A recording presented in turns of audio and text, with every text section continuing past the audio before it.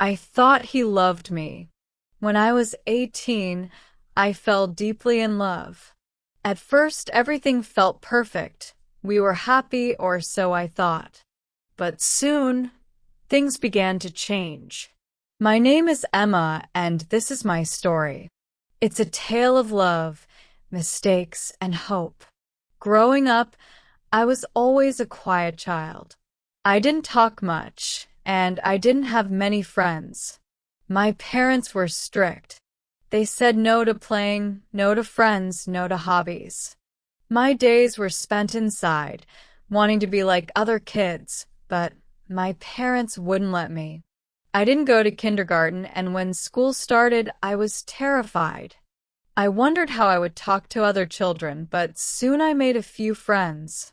I stayed quiet in school, reminding myself that staying silent was the safest way to be. I had dreams of joining art classes and playing sports.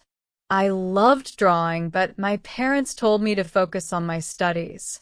Art, they said, wasn't important. After school, I went to college, where I met Ryan. He was tall, funny, and made me laugh. He called me beautiful, and for the first time in a long while, I felt special. We spent hours talking. He told me I was his best friend. I had plans to study and build a career, but Ryan didn't like that. He told me, "Why do you need a degree? You can marry me." I was 18, in love, and I believed Ryan would take care of me. He asked me to marry him and start a family, so I stopped going to college. I gave up my dreams, thinking love was more important than school. At first, things were perfect. We were happy, and we had a daughter, Lily. She was small and sweet, and I adored her. But over time, things began to change. Ryan told me what I could wear. He didn't like my tattoos or short hair. He wanted me to change my style. I stopped meeting my friends. "You don't need them," he said. "Stay home with Lily." Then, Ryan started coming home late, saying he was with his friends. I felt lonely. I wanted to talk to him, but he didn't listen. One night, he got angry and yelled at me. He said I wasn't a good wife. I cried. And then one day, Ryan hit me. I couldn't believe it. I cried all night, wanting to leave, but I was scared. I went to my parents for help, but they told me, "You're married now. Stay with your husband." So I went back to Ryan, telling myself things would get better.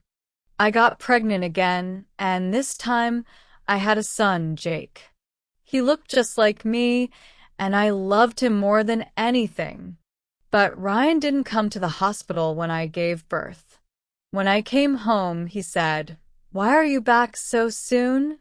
I was hurt. It turned out Ryan had a girlfriend. He didn't hide it. He told me, "She loves me more than you." I felt small and unimportant.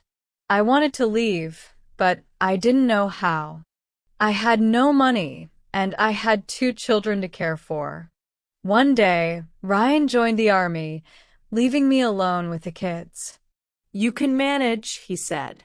During this time, my father passed away, and my mother moved to another country. I was alone. Ryan called from the army, saying, "I found someone new." I couldn't believe it. I asked why, and he simply said, "I'm happier with her." 3 months later, Ryan called again. "I made a mistake.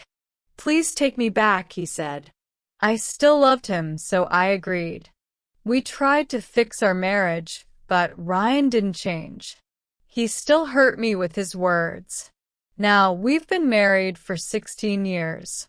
Ryan tries to be better, but he still hurts me with his words. Sometimes I wonder why I've forgiven him so many times. Why did I stay? I'm 33 now, and I'm not the same person I used to be. I'm stronger, but I'm also tired. Sometimes I feel like I don't exist, but I want to believe in a better life. I want to find happiness for myself and my children.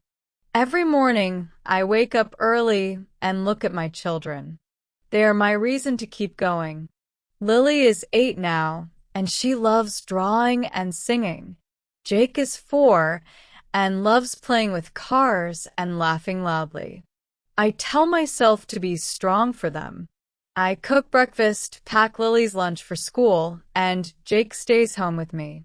But some days are harder than others. I feel tired, sad, and I wonder how my life became like this. One day, my neighbor, Sarah, knocked on my door. She smiled and said, "Hi, Emma. Do you want to come over for tea?" I wanted to say no, afraid Ryan would get angry, but I went anyway. I needed someone to talk to. Sarah told me, "You're not alone. I'm here for you." Her words made me cry. I didn't feel so alone anymore. She gave me an idea. "Why don't you start working from home?" she suggested. I thought about it. Ryan didn't want me working outside the home, but maybe I could do something small. I started baking cakes and selling them. At first, it was hard, but I worked hard and soon people started ordering more. For the first time in years, I felt proud of myself. One day, Ryan came home angry. He shouted, "Why are you baking? You don't need to work." I looked at him and said, "I need to do this for me and for the kids. I won't stop." Ryan was shocked. He didn't say anything, but I was scared. Still, I felt strong. Life didn't change overnight. Ryan still gets angry sometimes, but I started setting boundaries. I told him, "I won't let you hurt me anymore. If you hit me again, I'll leave." He didn't believe me at first, but I stayed strong. I knew I had to protect myself and my children. I also started meeting new people.